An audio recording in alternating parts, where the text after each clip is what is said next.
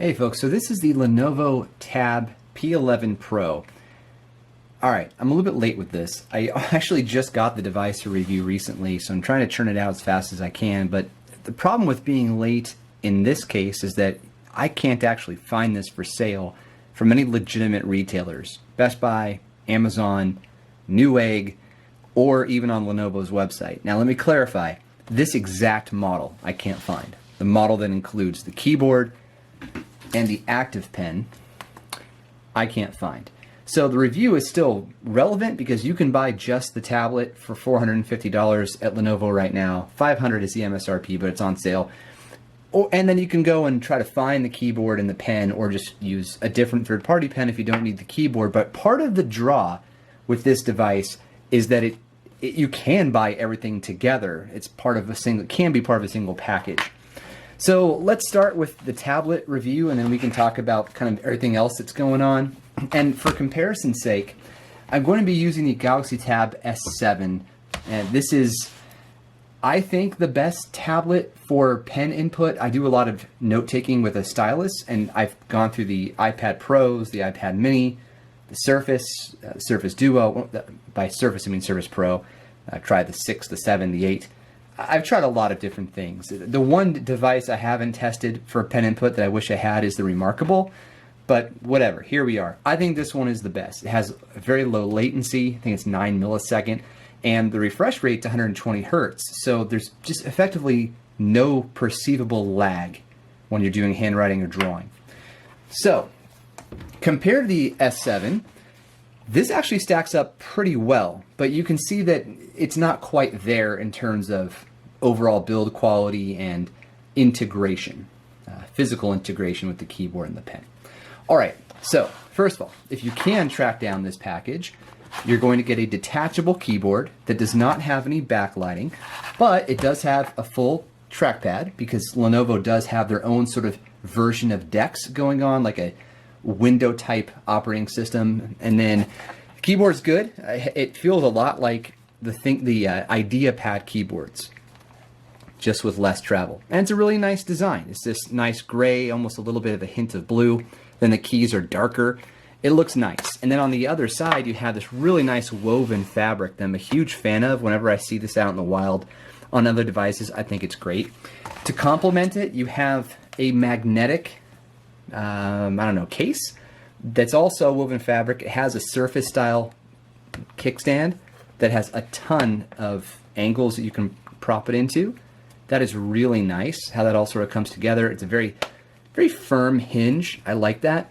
But a problem that it does present, if you look at this spine that runs along the side where this is the hinge, it creates a wobble. Hopefully this is, there we go. So if you're going to be doing, handwriting, you definitely just want to take this off entirely, which is easy because it's magnetic, right? So it's just a nice magnet. It's plenty strong, so it works out well. Now, the back has a really cool two-tone finish with a beautiful Lenovo badge that Lenovo's putting on almost all their products. There are 2 lenses on the back. I'll be honest, I did not touch or test rather the cameras. I just don't care about cameras on a tablet. Okay, now the device itself is really pretty. It has a gorgeous OLED display. It's nice and fast. It's not as fluid as the S7 or like an iPad Pro because it is only 60 hertz, but it is OLED. So instead of the natural lag you get from LCD backlit tablets, you have an OLED. So that's naturally going to make it a little bit more smooth when you're browsing the web, reading some articles, things of that nature. Now, it does come pre-installed with Android 10 with support for Android 11, and yeah, it works as you would expect, right? It's an Android tablet, so you get all the multimedia applications, Duo, what else? Everything that you would get on an Android tablet you have here, so no surprises. There is a dark mode that is a part of this as well, so if you want dark mode, you've got it. And it's all really nice. Now, let's talk about the pen inputs. I'm going to fire that up real quickly. All right. So as I mentioned, the integration is not fantastic. So starting with the keyboard, you saw how the hinge or the spine on that back case create a sort of a wobble. Now, as far as the pen goes, this is not anywhere near an S Pen in terms of functionality. It does have buttons, but it doesn't have any of the air actions, which are sort of a nice to have. And it also doesn't have any type of, I don't know, they're not synced up at all, right? So you can't press a button and then, activate an application. There's no connecting it over Bluetooth, right? In that sense. I mean, you can connect it over Bluetooth, but not for S Pen type actions. Okay. There's no menu like you could find on the S Pen, where you can just hit a button and all of a sudden there's a customizable menu where you can choose different applications. Like if you just want to grab a snippet of something, you can't do that here. Okay, so the main problem I have is the input lag. I'm going to do my best to make this apparent here. Oh, great, of course it's, there we go, make it a brighter color. So hopefully that's coming through. I can tell you, I can see it, where it's just not on par. Right? It's not horrible. You can get away with this. And for the price, the package, if you can find it all bundled together for around 550 bucks, it's not a bad way to go. But comparatively, particularly right now, the Galaxy Tab S7 is on another level in terms of functionality as well as price. So you can fetch the Galaxy Tab S7 for 600, I think 650 MSRP, just the tablet, no keyboard cover, but it does come with a pen. And then you can get on sale for like $530 at Best Buy. Right, it's the month of November right now, so there's some good deals to be had. Okay, now the Tab S7, which I'm playing with right now off screen, so I want to get a nice blank note up for you guys. 1 second. Here we go. All right. The Tab S7 is just on another level when it comes to pen input. So here's the S Pen. As I mentioned, you have integration like this where you press a little icon. I know it's not coming through too well, and then all of a sudden you're in the menu that you can personalize, open up OneNote, take a screenshot, and start marking it up. That doesn't exist out of the box with the Tab, the P11. Okay, so it's just a whole other level in terms of input lag. Hopefully that's coming through. It's much faster. I mean, almost to me feels like you're just writing on paper without the feedback, the physical feedback. So then, okay, now the other thing is this case, this is the official Samsung book cover. It has a magnetic slot for the pen. So that makes it really convenient. You package it up.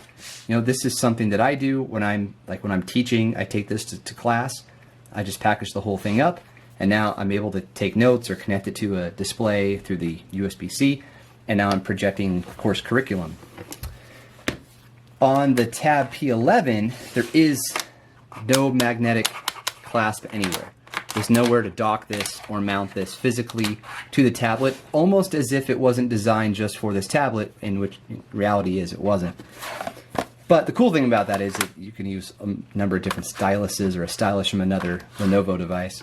Also, with the whole integration of the keyboard, which is awesome, right? It's like very surfacey. This is a really solid combination, but this official cover doesn't have a spot for the pen either. So you got to store this somewhere else, which is not the worst thing in the world. It truly isn't.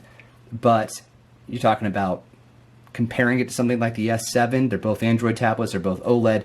The S7 has 120 hertz refresh rates, variable refresh rate. This is capped at 60. This one, it does have good battery life. The haptic motor is good. Oh, the battery life. Battery life, you can expect up to like 9 hours just doing some basic stuff, right? You're watching some Netflix, you're surfing the web, you're doing a little bit of note taking, maybe a Zoom call. 8 to 9 is where this one's going to land, which for me is better than what I'm getting at the S7. The S7, I get like 6-7 hours of battery life. Okay, sorry, somebody came to my door. So, all right, to wrap things up, I think at $500 without the case or pen, you get a really good Android tablet. It's going to serve most people. If you want to browse the web on the couch, you want to do, read some stuff, you're going to save $100 to $150 over the Galaxy Tab S7, and you'll save money over an iPad, which is good. Save money is good. But once you throw this case on, you get a really good keyboard, but you get this sort of awkward, the spine on the back makes the whole experience incomplete. And then, you don't have a place to stow the pen, so that's a little bit too bad. But for Lenovo's very first Pro tablet, I think they're onto something. They really nailed it with a beautiful OLED display. The overall form factor is solid. It feels great when you hold it. It feels just like a Galaxy Tab, so it's premium. I think there's just a little bit of tweaking they need to do, but they're almost there. And Lenovo constantly tries to hit that value prop too, so I think that if they can just get the input lag down on the pen, if they can figure out the problem with the hinge here, then even without the 60 or the 90 plus hertz on the refresh, I still think they have a compelling device, particularly if they do keep it at $100, $150 below the next Galaxy Tab, presumably the S8. So good device, but I would still stick with the Galaxy Tab S7 at this point. All right, thanks a lot, Lenovo, for sending this over. Thanks to you for watching, and we'll catch you on the next one. Cheers.